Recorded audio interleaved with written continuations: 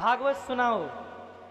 बोले बाबा हमने वेद सुनाए, वेदांत सुनाए, उपनिषद सुनाए, ब्रह्मसूत्र सुनाए, उनकी मूर्छा दूर नहीं हुई। भागवत से उनकी मूर्छा दूर हो जाएगी? हाँ दूर हो जाएगी। क्यों, वो कैसे?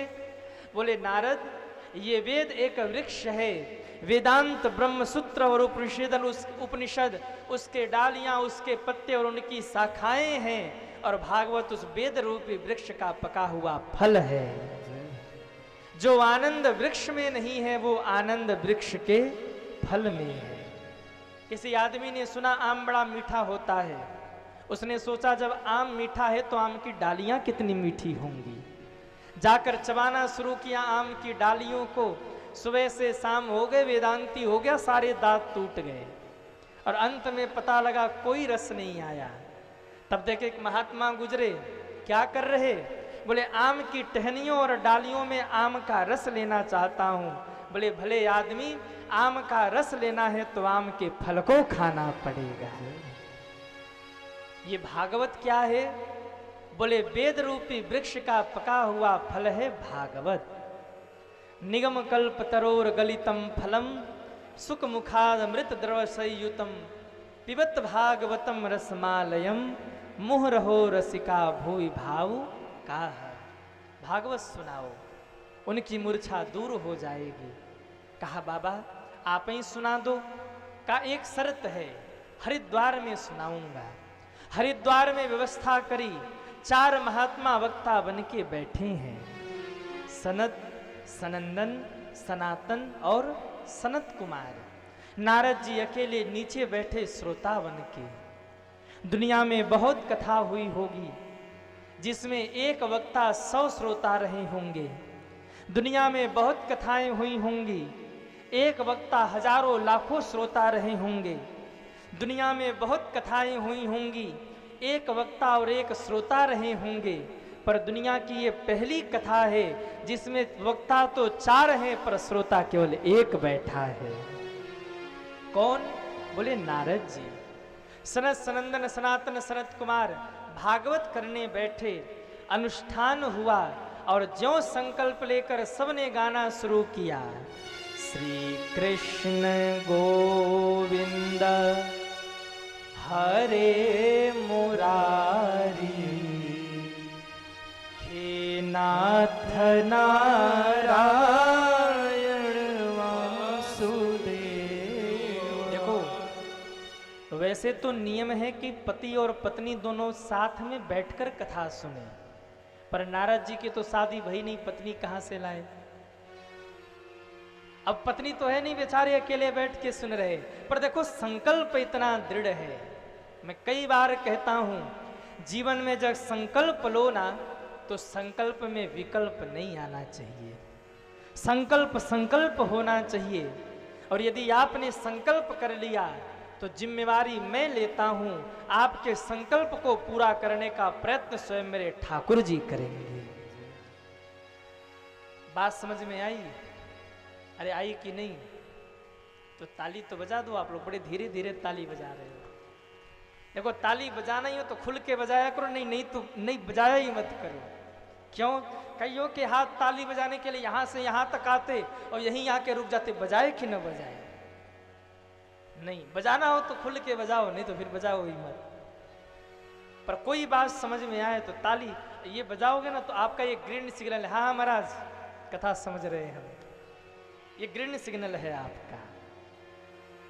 श्रोता एक है नारद जी, पर संकल्प इतना दृढ़ था, आकाश से बादल धरती पर उतर कर आ गए, नदियां आ गईं, वृक्ष आ गए, पेड़ आ गए, पहाड़ आ गए, महात्मा आ गए, ब्रह्म ऋषि आ गए, योग ऋषि आ गए, देव ऋषि आ गए, और सबने मिलकर गाना शुरू किया, श्री कृष्ण गोविंद हरे मुरारी, हे नाथ नारायण वासुदेव। सभी गाइए,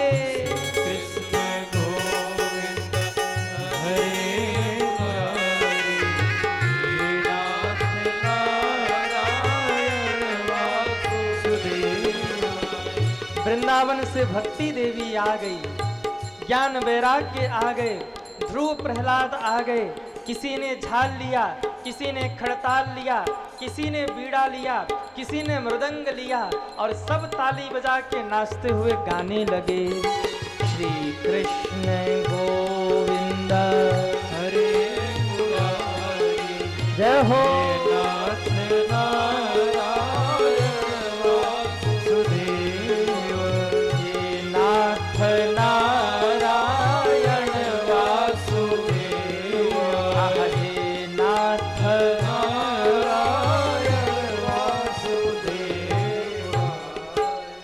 जहाँ भक्ति आ जाए वहां भगवान को तो आना ही पड़ता है। चतुर्भुज रूप लेकर भगवान नारायण सभा में प्रकट हो गए। बोलिए नारायण भगवान की जय हो। भक्तों ने भगवान को देखा, झूम उठे और श्री कृष्ण गोविंद हरे मुरारी, हे नाथ नारायण वासुदेव, श्री कृष्ण गोविंद हरे मुरारी, नाथ नारायण वासुदेव, हे नाथ नारायण वासुदेवाय, हे नाथ नारायण वासुदेव। सबने भगवान का दर्शन किया। भगवान मंद मंद मुस्कुराते खड़े हैं। भक्तों से कहा वरदान मांगो। भक्तों ने हाथ जोड़ा, कहा ठाकुर जी अगर वरदान देना है तो यही वरदान दीजिए, आज के बाद जहां जहां कथा होगी, जितने भक्त आपकी कथा में आएंगे, सभी भक्तों के ऊपर आपकी कृपा बनी रहेगी। का आशीर्वाद है। भगवान आशीर्वाद देकर अंतर ध्यान हुए। भक्ति देवी आसन पर बैठी हैं और नारद जी को कथा सुनाते हुए सनत कुमार बोले, नारद सदा सेव्या श्रीमद् भागवती कथा।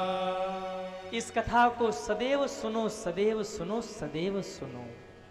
आप लोग भी सोचते होंगे महाराज एक बार भागवत सुना, 2 बार सुना, 3 बार सुना, और कितनी बार सुनूं? अरे एक बार सुन लिया अब तो हो गया, अब कितनी बार सुनना है? मैं आपसे पूछूं, एक दिन भोजन किया तो क्या दूसरे दिन भोजन नहीं करते? अरे करते हैं कि नहीं? एक दिन पानी पिया तो दूसरे दिन पानी नहीं पीते? अरे बोलो ना, पीते हैं। जैसे जीवन जीने के लिए एक दिन भोजन किया तो दूसरे दिन भी करना है, जैसे जीवन जीने के लिए एक दिन जल पिया तो दूसरे दिन भी पीना है, ऐसे ही जीवन जीने के लिए एक बार कथा सुना इससे काम चलने वाला नहीं, जब जब भी कथा मिले कथा को सुनते जाना। क्यों? यस्या श्रवण मात्रेण हर्षितम समाश्रय।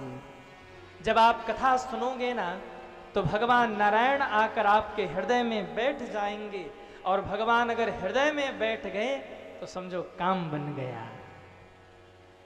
इसलिए सदैव सुनो, सदैव सुनो, सदैव सुनो। मैं आपसे निवेदन करूं, कड़ाके की गर्मी पड़ रही हो, धूप हो और रेगिस्तान के मैदान में कोई आदमी भूखा प्यासा तड़प रहा हो, एक तो प्यासा हो और दूसरे ऊपर से धूप लग रहा हो और तीसरे नीचे बालू की रेत, और उस रेगिस्तान में उसको कोई वृक्ष मिल जाए और पीने को जल मिल जाए, कैसा होगा उसके लिए? अच्छा होगा कि नहीं? जीवन जीने का माध्यम मिल जाएगा। मैं कहूं ये कलयुग क्या है? बोलिए कलयुग कड़ाके की धूप की तरह है, जिसमें हर व्यक्ति तड़प रहा है, परेशान है, अशांत है। और कथा क्या है? बोले वृक्ष की छाया की तरह है। और कथा में ये श्लोक क्या है? बोले जल की तरह है। जैसे तड़पते हुए धूप में किसी को वृक्ष की छाया मिल जाए और पीने को जल मिल जाए तो उसको जीवन जीने का, उसके जीवन जीने का ढंग बदल जाता है। ऐसे ही इस कलयुग के ताप से तपे हुए व्यक्ति को यदि इस कथा की छाया मिल जाए तो जीवन जीने का तरीका बदल जाएगा। लेकिन हम इतने आलसी होते हैं, कथा बगल में ही हो रही हूँ, कथा सुनने नहीं जाते। कौन जाए कथा सुनने? हाँ, चलो टीवी खोल के बैठ जाते हैं और सास भी कभी बहुत ही सीरियल देखते हैं। हद हो गई भाई। कई लोग चाय की चुस्की लेके घर में बैठे होंगे, बाबा जी लोगों का ये तो काम है, ये कथा सुनाना। नहीं आएंगे कथा में, बैठे रहते हैं घर में। लेकिन मैं कहूं, जीवन में समय समय पर कथा सुनना चाहिए, जीवन में समय समय पर सत्संग करना चाहिए। क्यों? क्योंकि बिनु सत्संग विवेक न होई और राम कृपा बिनु सुलभन सोई। बिनु सत्संग विवेक न होई। बिना सत्संग के जीवन में विवेक होने वाला नहीं है और बिना राम के कृपा के जीवन में सत्संग होने वाला नहीं है। कह दिया सदा सुनो, इसके सुनने से कल्याण होगा। और इतना ही नहीं, ये मानवाः पाप कृतस्तु सर्वदा सदा दुराचार रता विमार्गगाः क्रोधाग्निदग्धाः कुटिलश्रकामिनः सप्ताह यज्ञेन कलौ पुनन्ति। कैसा भी व्यक्ति हो, क्रोधी हो, लोभी हो, अहंकारी हो, जिसने जीवन भर पाप ही किया हो, अगर जीवन में एक बार बैठकर भगवान की कथा को सुन ले, संकल्प पूर्वक भागवत को सुन ले, तो बड़े से बड़े पापियों को भी भागवत तार देती है। जो पापियों को पाप से है तार। अरे आप लोग ही तो गाते हो, श्री भागवत भगवान की है आरती, पापियों को पाप से है तारती, पापियों को पाप से है तारती। कैसा भी व्यक्ति हो, यदि जीते जी भागवत को सुन ले तो भागवत कल्याण करे, लेकिन यदि मरने के बाद भी कोई भागवत सुन लेना तो ये भागवत उस जीव को मुक्त कर देती है। इसलिए प्रत्येक व्यक्ति को जीवन में एक बार भागवत जरूर सुनना चाहिए। नारद जी ने कहा, बाबा कह ही रहे हो कि किसी का उद्धार हुआ भी है, एक कथा सुना दिया। आत्मदेव पुरे तस्मिन् सर्ववेद विशारद। एक पंडित जी थे जिनका नाम था आत्मदेव। क्या नाम था? आत्मदेव। बड़े सीधे साधे पंडित जी, बेचारे बड़े भोले भाले। लेकिन पंडित जी की एक पत्नी थी जिनका नाम था धुंधुली। जैसा नाम वैसा गुण। धुंधुली कौन? विषयों और विकारों में फंसी हुई बुद्धि का नाम ही धुंधुली है। आहा, पंडित जी बड़े सीधे साधे, बड़े धर्मात्मा, पर पंडितानी बड़ी उल्टी। अच्छा, कई बार ऐसा होता है, पंडित जी बेचारे जितने सीधे साधे, पंडितानी उतना ही टेढ़ा चले। एक बार क्या हुआ, एक पंडित जी मेरे पास आए, बोले महाराज बड़ी समस्या है। हमने कहा क्या समस्या है? बोले हम जो कहते पत्नी उल्टा करती है, हम कहते एकादशी रहो तो कहती नहीं रहूंगी, हम कहते गंगा नहाने चलो नहीं जाती, हम कहते खुज्जी में कथा हो रही कथा सुन लो, कथा में नहीं जाती। हमने कहा देखो भैया, आप सीधा कहते उल्टा करती है, आप उल्टा कहो सीधा करेगी। और दूसरे दिन पत्नी के साथ कथा में आए। हमने कहा क्यों पंडित जी? बोले महाराज आपका आइडिया काम कर गया। हमने कहा क्या कहा? बोले घर जाते हमने कहा सुनो भाग्यवान, कथा हो रही कथा में नहीं जाना, और तब से कल से जिद पे है कथा में चलूंगी, कथा में चलूंगी, कथा। हमने कहा चलो एक तो भला काम हो गया। ताली भाइयों की ओर से बज रही है। कई लोग ऐसे होते हैं, पर आप लोग अच्छे हैं साहब। पंडित जी बड़े सीधे साधे, घर में किसी चीज की कमी नहीं, पर कहते कोई बेटा नहीं है। एक बार किसी ने ताना मार दिया, अरे पंडित जी आपके पास पुत्र नहीं है, और हमने सुना है जिनके पास पुत्र नहीं होते ना उनका उद्धार नहीं होता। आहा, इतना शब्द सुनना था। पंडित जी ने सोचा अब जीवन जीने का कोई अर्थ नहीं है, अब जाकर मर जाऊंगा, अब जीवन नहीं जीना। पंडित जी ने मरने की ठान ली, निकल पड़े मरने के लिए। नदी के किनारे पहुंचे, सोचा मर तो जाना ही है, प्यास लगी है थोड़ा पानी पी लूं। लो, मरना ही है तो जाके मर जाते, पानी क्यों पी रहे हैं? ये तो वही हाल हो गया। एक आदमी मरने गया, रेल की पटरी पर लेट गया, बगल में रोटी का डब्बा। तो किसी ने पूछा भाई क्या कर रहे? बोले जिंदगी से बहुत परेशान हूं, मरने जा रहा हूं। बोले तो ये बगल में रोटी का डब्बा क्यों रख रखा? तो उसने कहा भले आदमी तुम नहीं जानते, भाई साहब ट्रेन लेट हो गई तो भूखे मरूंगा, रोटी होगी कम से कम खा तो लूंगा, भूखे तो नहीं मरूंगा। तो मरना ही है तो रोटी क्यों खाना, मर जाओ ना। आत्मदेव को लगा थोड़ा जल पी लूं, पर कहते हैं ना भगवत कृपा कब किस पर कैसे बरस जाए ये कहा नहीं जा सकता।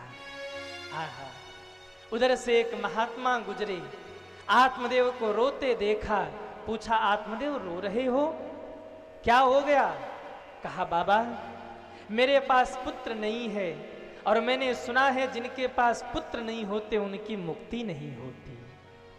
महात्मा ने कहा आत्मदेव अगर बेटा और बेटी से मुक्ति होती ना तो कुकर और सूकर का उद्धार पहले ही हो जाता है, क्योंकि उनके तो हर साल 8-10 होते हैं, और बेटा और बेटी ही तारते होते ना तो आज नरक खाली हो गया होता।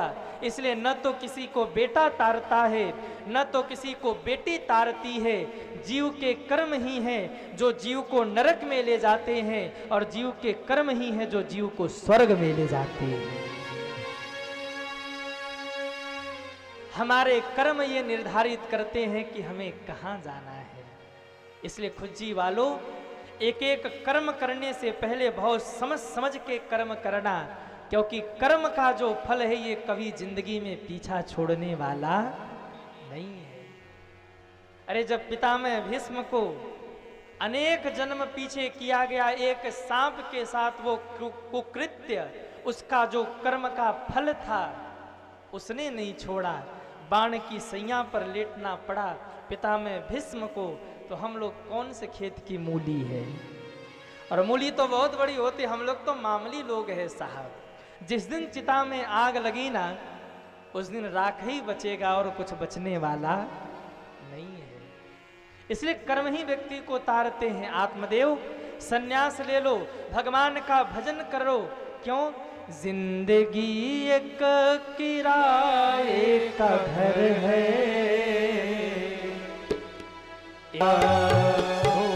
घर से बाहर निकलना पड़े। सभी लोग तालियां बजाते हुए हरि बोल श्री राधे।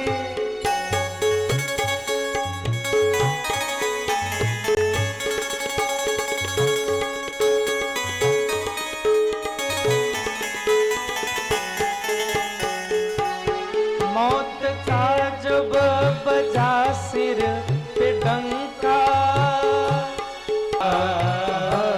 ऐसे तुझको भी जलना पड़ेगा। जिंदगी एक किराए का घर है, एक न एक दिन बदलना पड़ेगा। एक न एक दिन बदलना पड़ेगा। एक न एक दिन बदलना पड़ेगा। अरे जिंदगी एक किराए का घर है, एक न एक दिन निकलना पड़ेगा। इसलिए आत्मदेव बेटा बेटी किसी को नहीं तारते, सन्यास ले लो, भगवान का भजन करो, क्योंकि मैंने तुम्हारे भाग्य को पढ़ के देख लिया, तुम एक जन्म के लिए रोते हो और तुम्हारे भाग्य में तो 7 जन्म बेटा नहीं है। लो, एक तो बेचारा ऐसे ही मर रहा था, इस बार मर जाऊंगा तो शायद अगली बार ठाकुर जी की कृपा हो जाए, कोई पापा पापा कहने वाला बेटा हो जाए, अगले जन्म में बेटा मिले, उद्धार हो। पर हे भगवान, बाबा जी ने तो कह दिया 7 जन्म बेटा नहीं होगा। आत्मदेव ने चरण पकड़ लिया, बाबा बेटा दे दो। कहा ना तेरे को 7 जन्म बेटा नहीं होगा, तेरे भाग्य में ऐसा लिखा है। कहा बाबा आप बेटा दे सकते हो। क्यों? जो 7 जन्म बात तक की बता सकता है वो बेटा भी दे सकता है, इसलिए बेटा दे दो, नहीं आपके चरणों में मरूंगा और खुद तो मरूंगा, आपको भी मरवाऊंगा। बाबा जी को लगा हे भगवान, कहाँ से हमने मुसीबत पाल लिया। झोलिया से एक फल निकाल के आत्मदेव को दिया, ले जा अपनी पत्नी को खिला देना, तेरे को बेटा हो जाएगा। आत्मदेव आए, अपनी पत्नी को कहा भाग्यवान, हाँ महाराज तुम्हारे लिए फल लाया हूं। धुंधुली ने कहा एक क्यों लाया, 2-4 किलो ले आते। बोले ठेले से उठा के थोड़ी लाया हूं, महात्मा के कृपा का प्रसाद है, खा लो बेटा हो जाएगा। धुंधुली को लगा ओहो न जाने कहां से अला बला उठा लाए, रख दो बाद में खा लूंगी। आत्मदेव रख कर चले गए। अब धुंधुली घर के काम निपटा कर बैठ गई और फल को लेकर सोच रही, फल खाऊं कि ना खाऊं, फल खाऊं कि ना खाऊं, फल खाऊं कि ना खाऊं। इतने में इनकी बहन आ गई। अरे बहन क्या सोच रही? बोले देखो ना आत्मदेव जी न जाने कहां से अला बला उठा लाए और कहते फल खा लो बेटा हो जाएगा। भला फल खाने से भी बेटा होता है? कहा खा लो ना तेरे को बेटा हो जाएगा। कारी बहन मैं फल खा लूंगी, गर्भवती हो जाऊंगी, चल फिर नहीं पाऊंगी और कहीं भूकंप आ गया सब तो भग जाएंगे, मैं ही दब के मर जाऊंगी घर में, मैं फल नहीं खाऊंगी। अरे बोले इतना नहीं सोचते, खा ले फल। बोले अरे बहन तू नहीं जाने, घर में अगर डाका पड़ गया तो सब तो भग जाएंगे, मैं भग नहीं पाऊंगी, डाकू मुझे मार डालेंगे,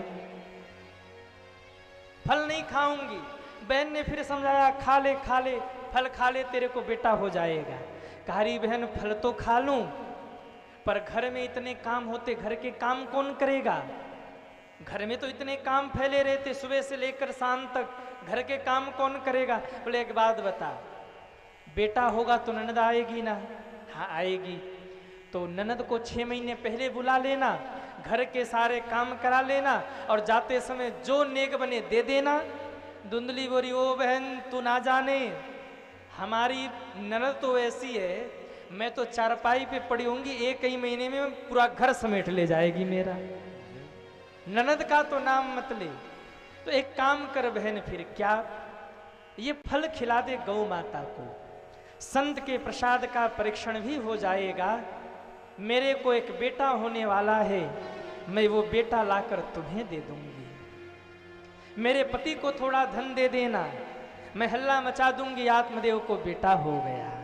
आहा, फल ले जाकर खिला दिया गौ माता को और समय के पेट में तकिया बांध लिया। आत्मदेव को बोली महाराज मैंने फल खा लिया और मैं गर्भवती हो गई हूं। इधर इसकी बहन को बेटा हुआ, लाकर बेटा दिया है, रातों रात हल्ला मचा दिया, आत्मदेव को बेटा हो गया, आत्मदेव को बेटा हो गया, आत्मदेव को बेटा हो गया। आहा, आत्मदेव तो झूम उठे। जिस घर को मैं हरा भरा देखना चाहता था, आज उस घर में किलकारियां गूंज उठी। दौड़े आत्मदेव, बेटे को लाकर उठाकर हृदय से लगाया और प्रसन्न भाव से बोले मेरा नाम है आत्मदेव, मेरे बेटे का नाम होगा परमात्मा देव। क्या नाम रखा? अरे बोलो ना, परमात्मा देव। धुंधली चारपाई से ले, अच्छा 9 महीने पेट में मैंने रखा और नाम रखने तुम आ गए। आत्मदेव को लगा कि झगड़ा न कर ले, भरे समाज में झगड़ा करेगी हमारी बेइज्जती हो जाएगी, अकेले में तो करती ही है। आत्मदेव ने कहा एक काम कर, मेरी छोड़ तू रख ले नाम। धुंधली, हाँ हाँ देखो ये बात सही है, मैं नाम रखूंगी। क्या नाम है? बोले मेरा नाम है धुंधली, मेरे बेटे का नाम है धुंधकारी, मेरे बेटे का नाम धुंधकारी होगा। क्या नाम रख दिया? धुंधकारी। जैसी माँ वैसा बेटा। इतने में कोई दौड़ा दौड़ा आया आत्मदेव, अरे तुम्हारे तो भाग्य खुल गए। क्यों? अरे कहाँ बेटा नहीं था तो एक भी नहीं था, और कहा तुम्हारे घर में दो दो बेटे आ गए। कहा दो दो बेटे कौन? बोले एक तो ये बेटा, और दूसरे गौशाले में जाकर देखो, गौ माता ने भी एक सुंदर से बालक को जन्म दिया है। आहा, दौड़े आत्मदेव, जाकर देखा गौ माता ने बछड़े को नहीं, गौ माता ने बालक को जन्म दिया था। बालक को उठा के हृदय से लगाया, पूरा शरीर मनुष्य का था, पर कान गौ के थे, सोई नाम रख दिया गोकर्ण। बोलिए गोकर्ण जी महाराज की जय हो। समय के साथ दोनों बच्चे बड़े हुए। गोकर्ण पंडितो ज्ञानी धुंधकारी महाखलः। गोकर्ण ज्ञानी हो गए, धर्मात्मा हो गए, काशी चले गए पढ़ने के लिए, पर धुंधकारी गांव में रह गया और बहुत बड़ा पापी हो गया। किसी के बच्चे को उठाकर कभी नदी में, कुएं में फेंक दे, किसी के घर में आग लगा दे, किसी से झगड़ कर आ जाए, रोज उलाहना, आत्मदेव रो पड़े। एक दिन आए गोकर्ण जी से लिपट करके आत्मदेव रो पड़े। कहा पिताजी आप रो रहे हो क्यों? कहा बेटा तेरे भाई ने नाक में दम कर दिया, रोज कोई न कोई गलती करके आता है, रोज कोई न कोई उलाहने, अब तो जीने का मन नहीं होता। गोकर्ण जी ने कहा पिताजी उस महात्मा के बात को याद कीजिए, महात्मा ने कहा था आपको 7 जन्म तक बेटे का सुख नहीं है। और जरा देखिए 2 बेटे हुए, मैं संत बन गया और ये पापी बन गया। 2 बेटे हुए, दोनों बेटों का सुख नहीं है आपको, इसलिए पिताजी अभी भी समय है। उड़ जा पंछी अमर लोक को, यहाँ नहीं कोई तेरा है, जग वालों का हुआ अंधेरा, तेरा हुआ सवेरा है। देह अस्थिर मांस रुद्रे अभिमतिम त्यजत्वम। पिताजी ये शरीर देखने में जो बड़ा सुंदर है ना, वस्तुतः ये शरीर सुंदर नहीं है, ये शरीर तो गंदगियों का एक ढांचा है। कई बार आपने सुना होगा जो चीज बहुत खराब होती है, जिस कंपनी का मटेरियल माल बहुत खराब होता है, उस चीज की पैकिंग बहुत बढ़िया होती है। लोग पैकिंग देख के सोचते भैया इसमें जो चीज है वो बहुत ब्रांडेड चीज है, इसमें जो वस्तु है, इसमें जो मशीन है, या इसमें जो कुछ भी है वो बहुत ब्रांडेड है। पर भैया कई बार फालतू चीजों जो बहुत अच्छी चीजें नहीं हैं, जैसे कोई मटेरियल हो गया, उसकी ब्रांडिंग बढ़िया हो गई, ऊपर से देखने में ब्रांडिंग बढ़िया हो गई, पर भीतर जो मटेरियल है ना वो फ्लॉप है, वो सही नहीं है। तो खराब चीजों की ब्रांडिंग बढ़िया हो जाती है। भगवान ने एक ढांचा बनाकर तैयार किया, हड्डी है, मांस है, रक्त है, यही सब इस शरीर में भरा है। भगवान ने सोचा ओ हो ये शरीर गंदगियों से भरा हुआ, तो ऊपर से एक ढांचा बना दिया, ये चमड़ी चढ़ा दी भगवान ने, ऊपर से इसकी ब्रांडिंग कर दी। कह रहे पिताजी ये शरीर भीतर से गंदगियों से भरा हुआ है, आंख से देखो तो गंदगी, नाक से देखो तो गंदगी, कान से देखो तो गंदगी, मुख से देखो तो गंदगी। स्वामी राम सुखदास जी के शब्दों में कहूं तो स्वामी राम सुखदास जी कहा करते थे ये शरीर गंदगियों को पैदा करने का ढेर है, मशीन है। इसलिए पिताजी शरीर का मोह छोड़ दीजिए, जंगल में जाइए, भगवान का भजन कीजिए। बात समझ आ गई, सिर पे भागवत जी की पोथी को उठाया है और निकल गए घर से आत्मदेव ये गाते हुए कि रहना नहीं देश बेगाना है, बेगाना है, बेगाना है, बेगाना है, बेगाना है, रहना नहीं देश। अरे गाओ ना, बेगाना है, रहना नहीं देश बेगाना है। जंगल की ओर निकल गए, भजन करते हुए अपने आप को भगवान के चरणों में समर्पित कर दिया। गोकर्ण जी चले गए काशी। अब घर में कौन बचा? कौन बचा घर में? धुंधुली और धुंधकारी, माँ और बेटा। एक दिन धुंधकारी आया, माँ के पास बोला, माँ तिजोरी की चाबी दो।